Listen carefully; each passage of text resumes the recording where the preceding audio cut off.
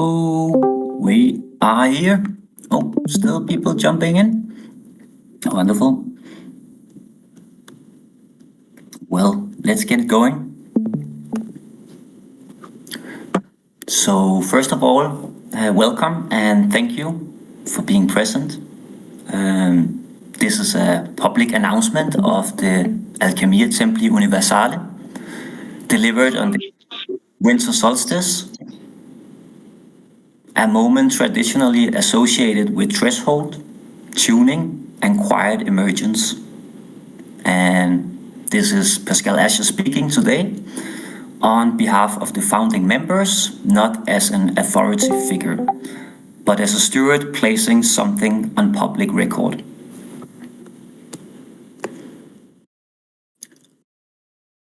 So maybe before we go into, well, we will have a presentation to each other in the end. I will go on camera. So for now, we just run through the slides, the presentation, and then we will go into a session of Q&A if there should be any questions, which will not be recorded. So feel free to raise any and all kind of questions related to the topic of today.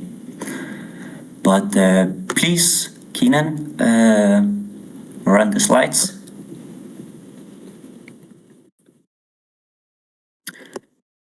So, we are here as an online gathering, and what is shared today is offered in calmly and lawfully and without any kind of expectation.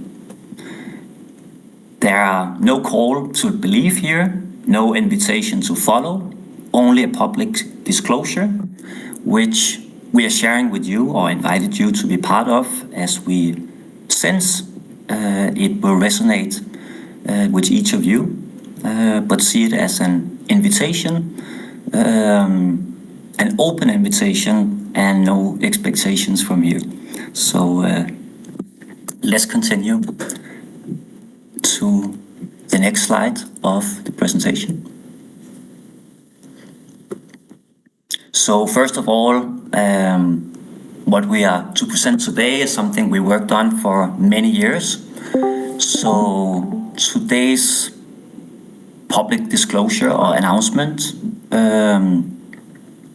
has been chosen for this day because of the solstice, usually in various cultures and traditions used as a turning point where what has been prepared is being released. And that is, of course, a big topic of science, which is not the topic of today.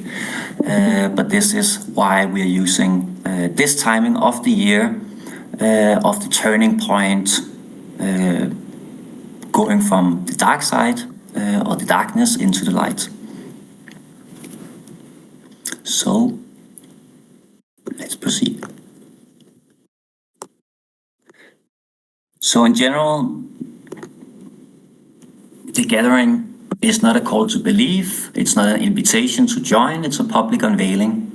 And what you will see today is an overview, like a map, rather than a territory being shown. And each structure, organ, and principle will later be explored in short, and the focus is released.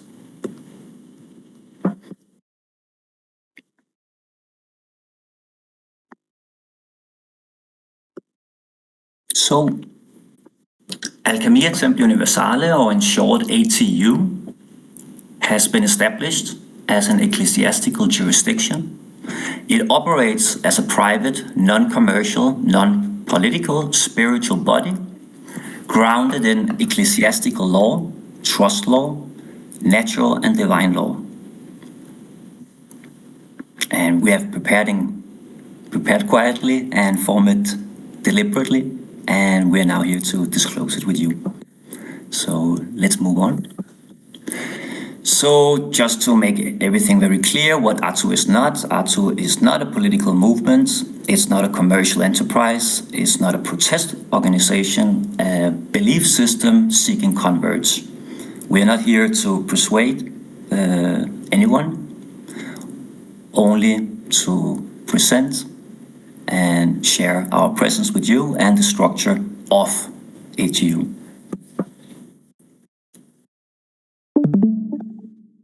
So, as touched a bit before, we have been working on A.T.U for many years, mainly internally.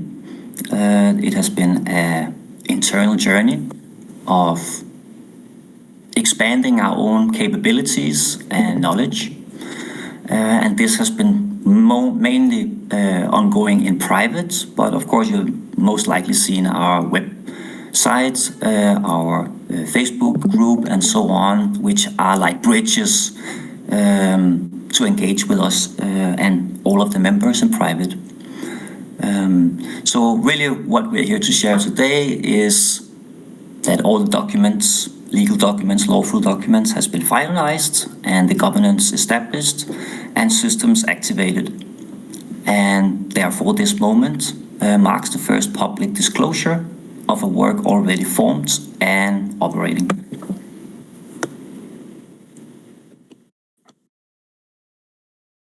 So narrowing it into what A.T.U is, we could start with the general, what is the vision of A.T.U?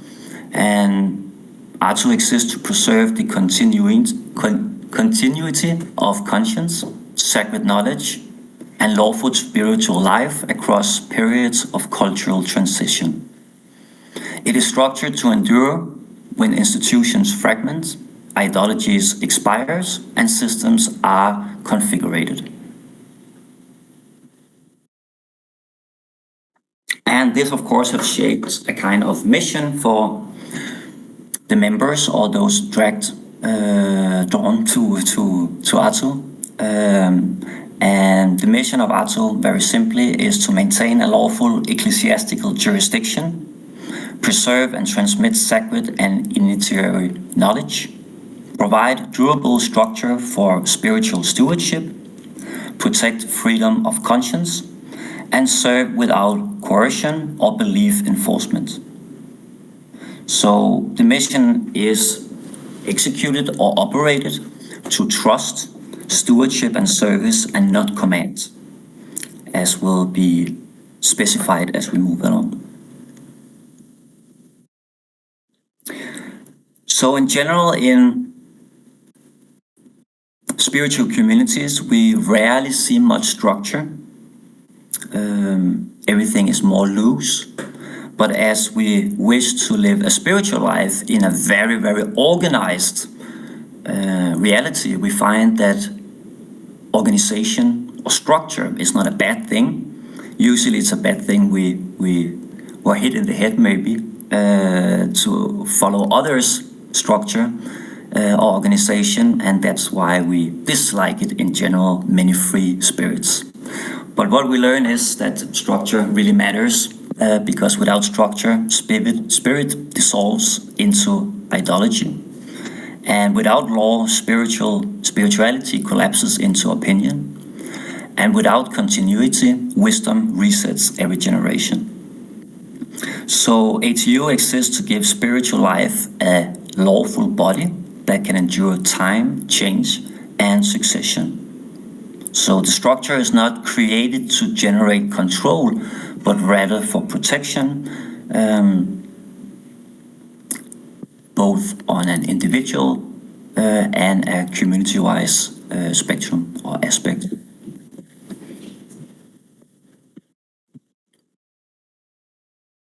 So from our many meetings we had over the years, now we finally, over the last 3 months, been in a place where all the foundational ecclesiastical and trust structures are complete. And that means that all internal governance and organs are active. And this announcement records an existing state of formation.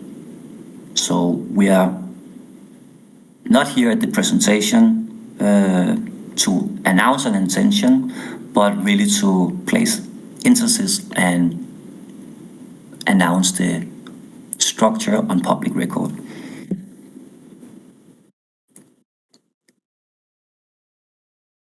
So as softly touched before, A.T.U functions as an ecclesiastical body politic, a trust-based spiritual jurisdiction, a self-governed internal order.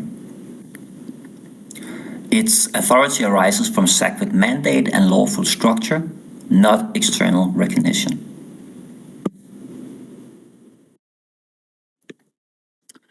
So this is a big question, and has been a big question through the ages of state religion and state control. Where does the source of authority come from? So I just put it up here in our perspective and general definition of the international recognized definitions. So the authority does not rise from state recognition, government registration, corporate charter, or popular consensus. The authority arises from lawful trust formation, ecclesiastical consecration, internal canon of governance, and voluntary standing in jurisdiction. So in short, jurisdiction is not recognition, jurisdiction is authority to exercise and trust.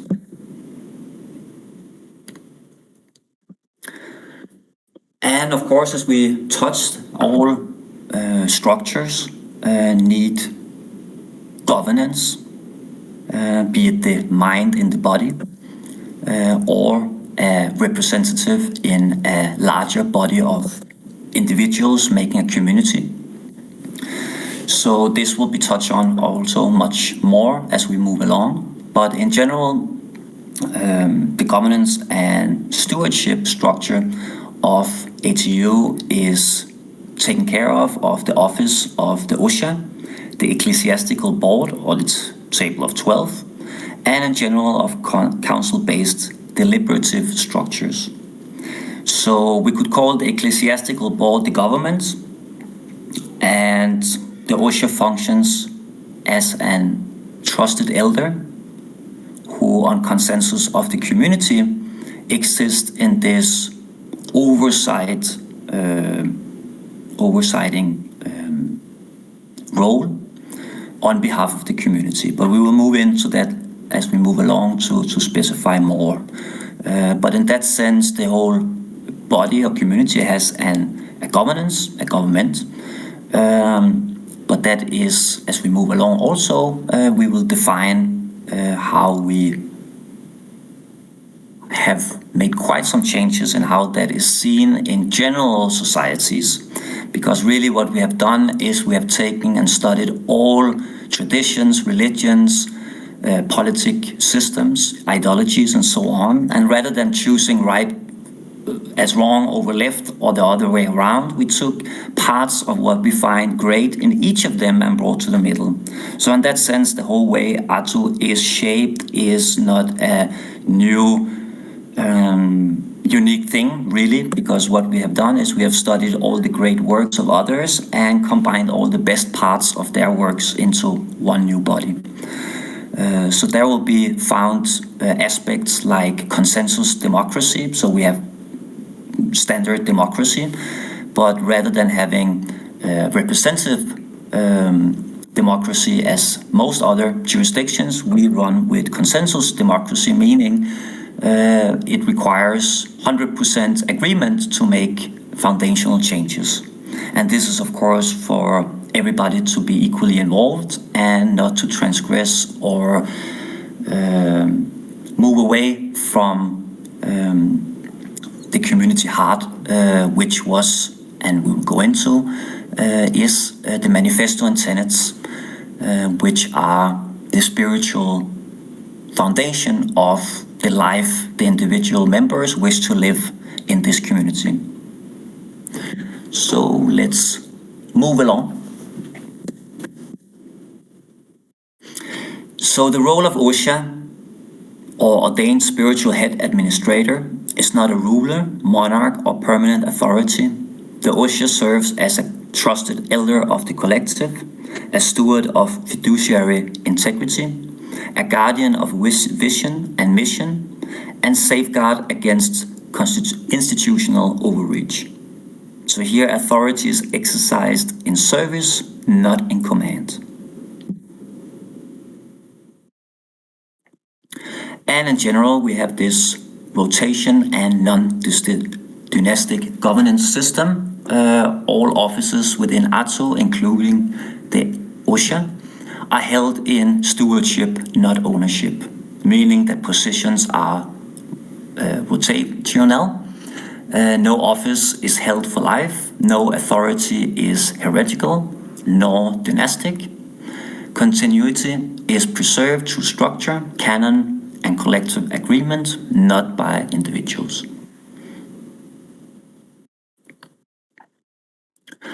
And a big part of A.T.U's uniqueness, as you will see as we move forward, is it doesn't have a dogmatic spiritual practice. Instead, A.T.U is a non-dogmatic, no belief system, doctrine, ritual, or practice is imposed upon the individual. Spiritual life unfolds through local ecclesiae, individual exploration and lived experience, and voluntary inquiry and practice. So as you will see with some diagrams as we move forth, each member, as they enter in, gets established what is called a living trust, a house trust, and a local ecclesia or a local church. So really each member becomes a priest or whatever we want to call it, within their own house or local church. And that little church functions as their own, we could say, chapel or church within their own house. So in that sense, every house is led by the spiritual elder within that house, who is participating or the leading force in the local ecclesiae. And these local ecclesiae resonates or rest on the manifesto and tenets of A.T.U. But as we go along, and you will see, the manifesto and tenets are not really laws. It's presented as all these spiritual, esoteric principles we have learned through all these various traditions. And rather than taking one book and saying this is the holy book, we took all of the books, and like with the political parties, we took all the best from each of them. So it's more a grand mosaic of all the spiritual principles from various religions, spiritual traditions, and philosophies. And we simply make it very basic, where it resonates with natural or divine law. And from there on, it's really up to the individual how they want to perform their own spiritual practices within their own household and house or local ecclesia. And by that, they can invite other members to come to their little local ecclesia and, let's say, study a specific yoga or meditation technique together. But this is something done privately, rather than as a state religion, or there is no state religion, there are only principles put available. So in that way, we see ourselves as non-dogmatic. We engage on an individual explorational level.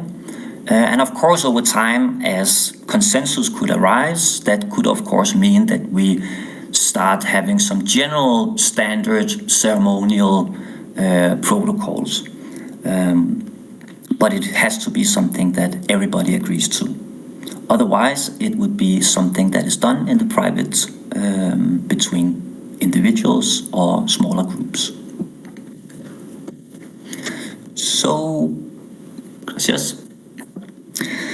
So this touches on the ecclesiastical individual. So within A.T.U, the individual is a private ecclesiastical person who is standing within the jurisdiction through their own voluntarity, conscience, and fiduciary role. Individual standing is expressed through a living trust. Duties arise from stewardship, not obedience.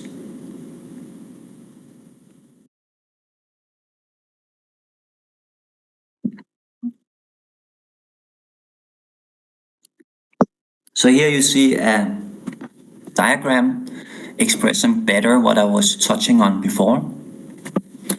So in short, I could define more what is going on here. So the living trust and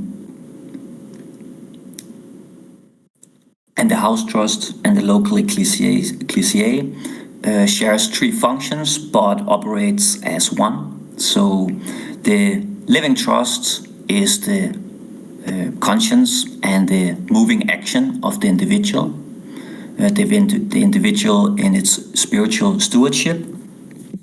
The house trust is a domestic stewardship and very much similar to general house trusts as we have seen them for the past more than 1,000 years. And then, of course, the local ecclesia, which is this community assembly, which each individual can facilitate within their own household, within their own house trust. So the living, or the individual, which is the living trust, is the operating administrator of the house trust. And the house trust is led by the local ecclesia, which is then, of course, the same individual in its capacity as the house elder or church elder within its own structure. So I will, as said, just touch on these in overviews and more elaborate material will be made later on.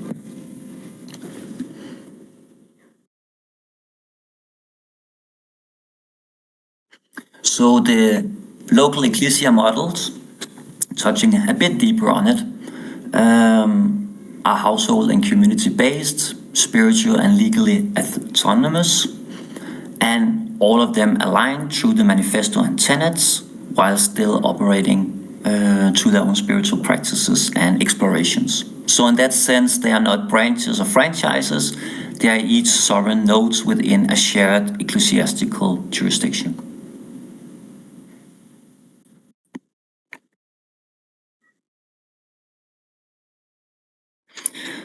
And in terms of the community and way of life, it is part of the long-term mission and the main mission of A.T.U, which has already been prepared for a long time, is to establish an international community rooted in its manifesto and tenets. And this envisioned community is planned or decided to be self-sufficient, organic, plant-based eco-village, starting out as a monastic-style spiritual community, and with centers for education, communion, artisans, and stewardships, as we will show more of as we move along. So participation is voluntary and residency is not required, and no lifestyle is imposed.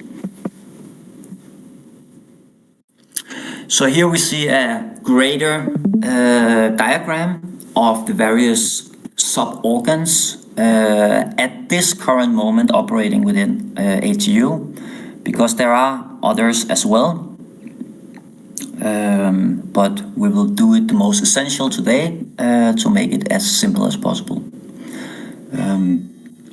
So as you see here at the top, you find A.T.U, the jurisdiction, and that jurisdiction is the home, we could say, or the living law of its members, its community, which are grouped together in their individual houses and ecclesias, which functions as local assemblies and domestic trusts. And then, of course, we have the governance, looking over all these trust structures, which is the table of 12, the governance. And then on each side you see, on the left, the temple, like a typical grand temple, let us say that, or cathedral, a spiritual place for communion. And then we have a temple bank, which main function is custodial and treasury. And that also have sub-organs, 4 chambers, which would be too much to go into today. but shortly it has a sovereign wealth fund, it has an investment bank, it has a trust bank, and then it has a public-facing membership, a private membership association, which maybe some of you are already experienced with, Sovereign Wealth Strategy, or in short SWS, which is an educational body teaching both individuals and institutions and organizations how to best enter the new financial system being unfolded. So this is something that should speak to the individual, and you're almost welcome to visit that website, and something that associates or assists for the individual members on a deeper level, which we will not touch on today. But otherwise, we likewise created two other sub-organs here, the Ionic Sonnet Alliance, a think tank where members within A.T.U can reach out to authors, public speakers, experts within specific fields, and invite them to a either public or private session where we exchange ideas and developments, research, and so on. So a way of A.T.U and its members to have a space where to interact with interesting individuals from around the world who maybe are just doing their own thing and having too much to see to be part of what we are doing here. But at that way, we can still interact and share and build together alliances or just data sharing. And likewise, we created the Ionic Intelligence Directorate, which is doing a lot of research and strategic analysis. We could say it functions much like an intelligence agency, something like a CIA or something like that. So it is the internal organ observing and what is going on there for the organization to be able to best navigate in the changing landscape. The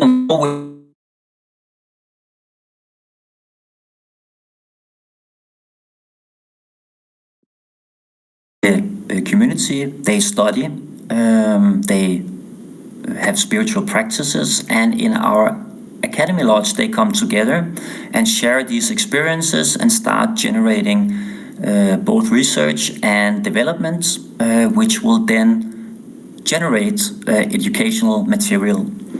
And that educational material is then aimed to our academy, which functions both as an academy for the members, but also for the public, so each and everyone around the world. And today would be too much to show, but the academy is, rather than having regular faculties, we are teaching through faculties title according to the 7 archetypes. So we have 7 faculties, and besides that we have 2 centers, a research center and a recalibration center. So both a center for deeper study and a center for courses or practical events like yoga events or meditation events or something like that. So we could say one center is to move in where the other is coming out. But the academy is a big part, and in the future the academy will function as the same way as if you or someone wants to be a member of or citizen of other jurisdiction. Let's say the individual wants to move to America, then America has a very specific way of becoming a citizen. So rather than doing it that way, we now through the academy offers a lot of free classes. Everything is shared for free and only offer asking for an equal exchange donation in accordance to what the individual is able to share. So in that sense, if you live in India, or you live in let's say you live in a hard place in Bangladesh, or you live in Manhattan, it shouldn't be where you're born and therefore your financial situation that defines if you can access educational material. So everything is for free, and then over the years the individual has some stages, or we could call them degrees, but they have some possibilities to write about what they have gathered and experienced and grown from through all these classes, and share that with the academy leadership, and that by that be invited into more collaboration. But that would be too much to go into today, but that is really to give an open opportunity for everyone to become a member of the organization. Of course, we wish to live in a specific way, so in that sense the educational material is there to recalibrate the individual, to have a deeper spiritual, scientific understanding of who they are, where they are, and what they should be doing. So I think that was quite a lot for this slide, so let's move on. And that, of course, as you see, there is quite a lot of resources entering into the organization, both in monetary or various forms of assets, but also a lot of resources in form of documents, works being done. So it's just important to make it clear that within A.T.U. that all resources are stewarded and not owned. So there are no private ownership, no profit distribution, no private endowment. Contributions are made voluntary. Use is fiduciary, and all surplus, or what in general people call profit, circulates internally in service of the mission and not in personal pockets.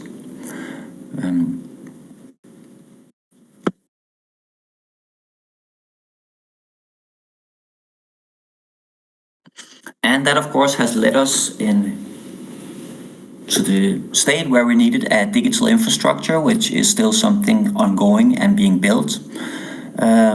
So it serves several functions. One thing is to secure our digital archives of our books and educational material and so on, documents, trust documents, and encrypt the internal records, and to offer protected documentation systems. So technology is used as stewardship and not surveillance, and that is something we could speak much more about, but again it would be too much, so it will come in smaller bits we will share in the future. So sovereignty, encryption, and consent are core principles within A.T.U. And really to sum that up, all A.T.U. systems are designed on a single principle. The individual is sovereign over their own data. No personal data is usable without consent. Custody is held through cryptographic keys, comparable to cold wallet control. Identification and travel instruments are developed internally, aligned with international standards like the United Nations, A.T.U. 9303, what you known as a standard passport you can use to travel with plane. So, yes. So the road ahead for the next year is very short and pointedly put up here. We are working on the educational development, ecclesiastical consolidation, community stabilization, long-term continuity. And the growth will remain measured, intentional, and non-expansive by force.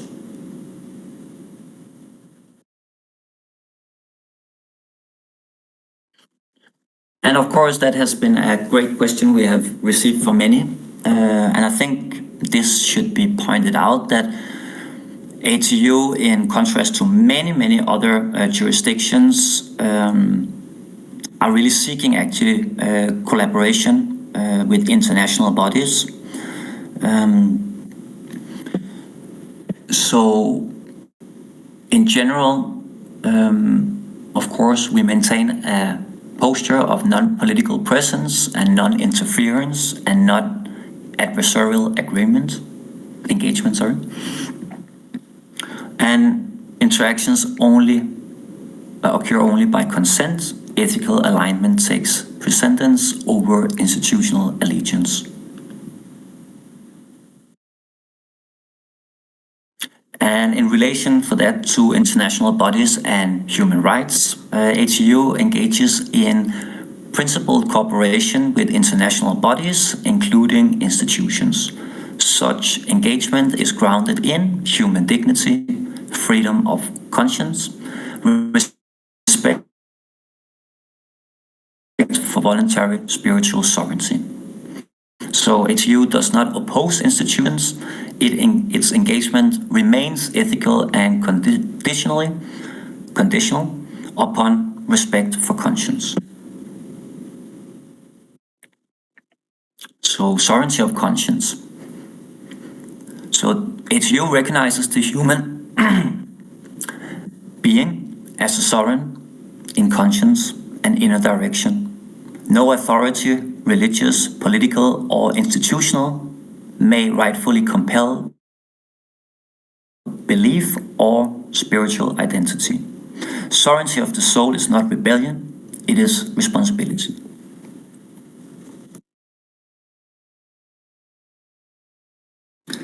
So, in this session we have today, this announcement is an act of disclosure and not an invitation. Of course, an open invitation, but not a direct invitation. Presence does not imply alignment. Observation does not imply entry.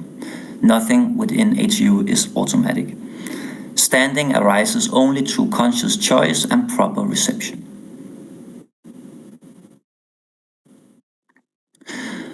So, there has been quite a lot of data being shared already, and many of you already know a lot of the project. So, the main thing what we are doing is really rooting down to this document.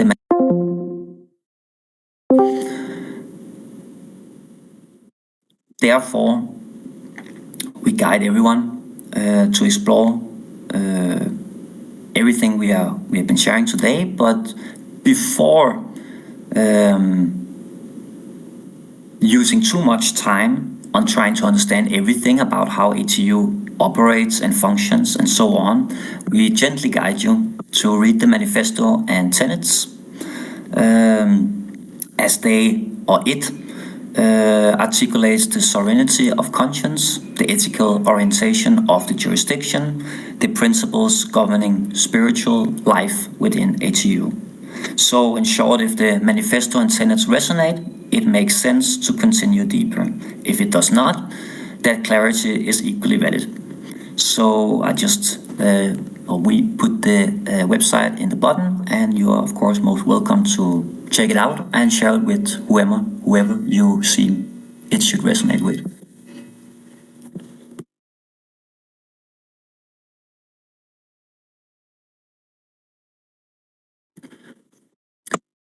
So because there is so much data and information to share, we have made it very condensed today, like an overview.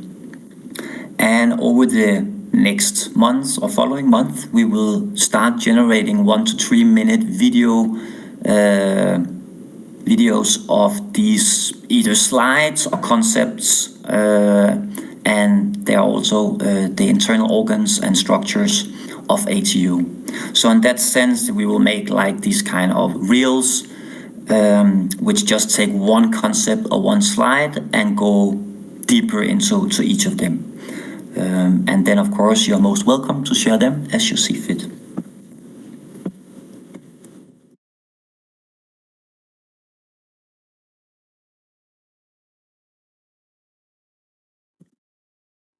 There too, I was speaking about the academy earlier. There are some extra aspects of the academy. One thing is we, as members, are generally very creative and generate or create various items. So a part of what we will launch soon through the academy is a bazaar, which will be a public offering space for members to put up their own creations. So for now, I just shared a few of them, and that is books and writings and clothing and symbolic designs like posters or paintings, or cymatic drawings, drawing a bit to the other, and in general creations of the various members. And besides that, the Academy also already has a big esoteric, philosophical, spiritual, scientific and historical database of texts, which we call the library, which is in our cloud server, accessible for all members, either of A.T.U or the Academy. And we will expand that next year, where original writings of our members will also be accessible for both members, of course, within, but also members of the Academy. And a few of them will be also made, or is already made, as academic research papers, so they will be uploaded to peer review on academia and ResearchGate and similar sites.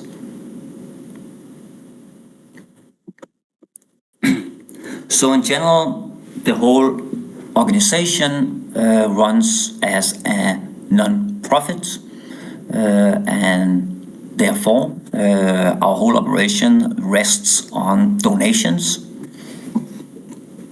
So everything is shared, and of course we seek to teach others about what we call the law of equal exchange. So to operate in a equal or harmonized relationship, it requires to a certain extent that both parties are willing to share something. So as mentioned before, we are not putting any percentages or fixed amount of donations. It is totally up for the individual to donate in their capacity and in their liking. But of course, it is necessary for us to produce as we do, on the level we do, on the depth we do. It takes a lot of time, and that of course helps us with these donations. So should anybody feel now or in the future a pulse to donate, then simply be free to reach out in private, and whatever way you feel the best, if it's in fiat or whatever, we will find a way. So let's please move a slide. So this is the formal presentation that concludes. So I'm thinking we take a 5 minutes break, and then should any questions or anything you feel need elaboration, feel free to raise that, and we will cut the recording. So don't think about that. Be open as you feel for it. So let's take 5 to 5 minutes too, and we will go into that. And thank you for everyone for being here, and all the best.